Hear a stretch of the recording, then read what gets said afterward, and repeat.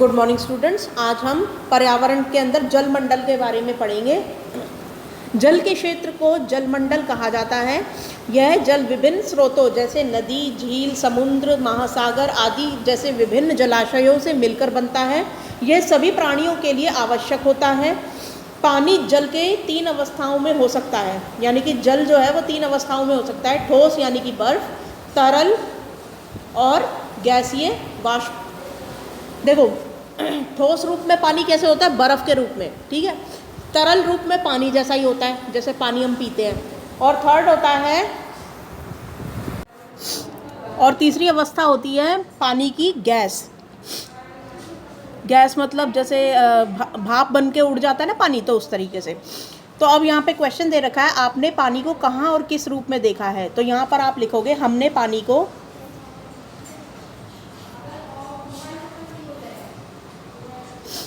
इन तीनों रूपों में देखा है, ठीक है। इसके बारे में लिखिए।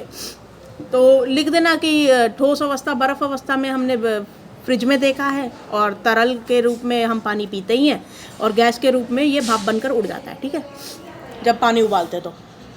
क्या आपको लगता है कि पानी सभी जीवों के लिए आवश्यक है? तो यहाँ पर आपका आंसर होगा हाँ जी।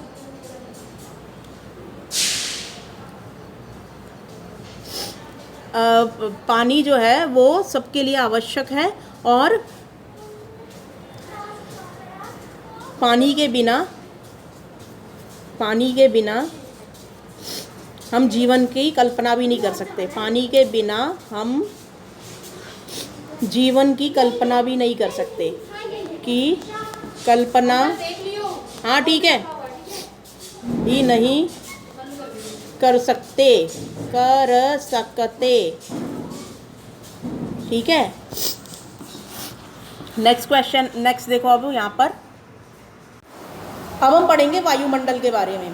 पृथ्वी के चारों ओर फैली हुई वायु की एक पतली परत को वायुमंडल कहते हैं। पृथ्वी का गुरुत्वाकर्षण बल अपने चारों ओर के वायुमंडल को थामे रखता है। यह सूर्य की झुलसाने वाली गर्मी एवं हानिकारक किरणों से हमारी रक्षा करता है। इसमें कई प्रकार की गैस, धूल के कण एवं जल वाष्प उपस्थित रहते हैं। तो हमारी जो पृथ्वी होती है उसके चारों ओर एक वायुमंडल होता है, और ये जो हमारी पृथ्वी के अंदर गुरुत्वाकर्षण बल होता है जो हर चीज़ को अपने तरफ खींचता है। पृथ्वी हर चीज़ को अपने तरफ खींचती है, इसलिए अगर तुम ऊपर की तरफ कुछ फेंकोगे, जैसे बॉल फेंकते हो, तो वो नीचे आकर इसीलिए गिरती है क्योंकि उसके अंदर गुरुत्वाकर्षण बल होता है, ठीक है। तो इस तरीके से वायु को भी पृथ्वी की गुरुत्वाकर्षण बल के कारण थामे हुए है वायुमंडल को पृथ्वी। और ये वायु जो है वो हमें सूर्य की झुलसाने वाली गर्मी से और हानिकारक किरणों से बचाए रखता है। कौन बचाए रखता है? वायुमंडल। इसमें कई प्रकार की गैसें होती हैं, धूल के कण होते हैं और जलवाष्प होता है, यानी कि थोड़ी नमी होती है पानी वायुमंडल के अंदर। धूल के कण होते हैं, जब आप धूप में देखते हो कि धूल के कण उड़ रहे होते हैं ना वायु के अंदर, ठीक है। और कई प्रकार की इसमें गैसें होती हैं, जैसे कार्बन डाइऑक्साइड, ऑक्सीजन, आर्गन, ये सब, ठीक है। तो अब आओ कुछ करके सीखें। वायुमंडल में हम अलग अलग घटनाओं को देखते हैं, जैसे हवाई जहाज़ का उड़ना, पक्षियों का उड़ना, तारों का टिमटिमाना।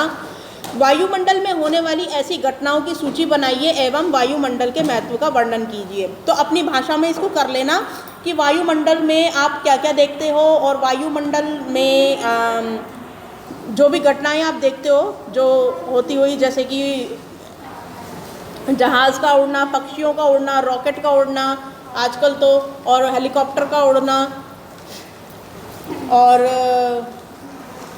तो इन सबको वायुमंडल में होने वाली ऐसी घटनाओं की आपको सूची बनानी है, और उस अपने शब्दों में वायुमंडल के महत्व का वर्णन कर लेना कि वायु अगर नहीं होगी तो आप सांस कहाँ से लोगे, और पेड़ पौधे कैसे जिएंगे बिना कार्बन डाइऑक्साइड के, और किस तरीके से मतलब वायु इम्पॉर्टेंट है आपके लिए, ठीक है।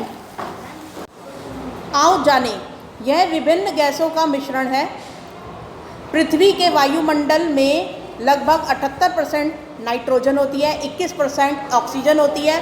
वायुमंडल में बहुत सारी अन्य गैसें होती हैं जो छोटी मात्रा में होती हैं, जैसे carbon dioxide, neon, hydrogen, argon, ये सब।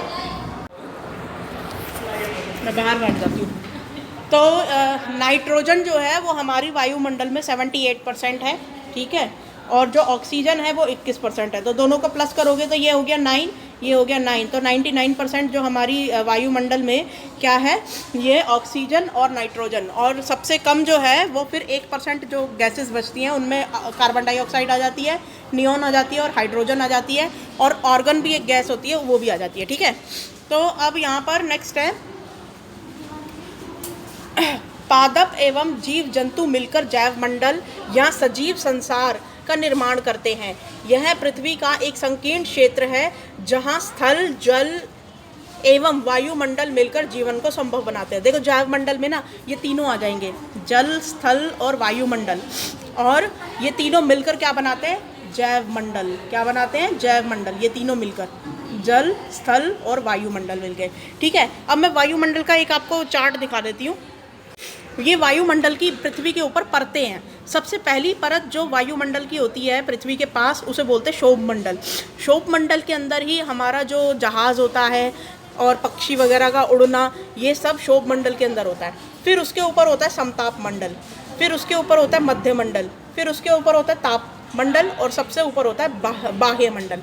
ठीक है, तो सैटेलाइट वगैरह जो बहुत दूर दूर सैटेलाइट होते हैं जो दूसरे ग्रहों के बारे में ढूंढने के लिए जाते हैं, तो वो यहाँ पर बाह्य मंडल में होते हैं। लेकिन जो हमारी पृथ्वी के ऊपर ही जो सैटेलाइट होते हैं जो हमारी पृथ्वी को ऑब्जर्व कर रहे होते हैं, तो वो ये शोभ मंडल के अंदर होते हैं या फिर समताप मंडल के अंदर होते हैं। ठीक है, तो इस तरीके से जो है हमारी पृथ्वी के ऊपर ये लेयर्स वायुमंडल की होती हैं। अब क्वेश्चन आंसर देख लेते हैं। जैव मंडल से आप क्या समझते हैं? तो आप जैव मंडल में ये पूरी परिभाषा लिखोगे, ये जो गुलाबी कलर में दे रखी है। ये हो गया फर्स्ट का आंसर। सेकंड क्वेश्चन है, वायुमंडल की 5 परतों के नाम लिखिए। तो अभी मैंने आपको एक चार्ट दिखाया था, तो ये 5 परतों के आप नाम लिख लेंगे, शोभ मंडल, समताप मंडल, मध्य मंडल, ताप मंडल और बाह्य मंडल।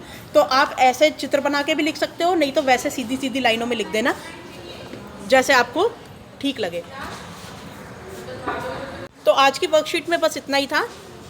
Thank you.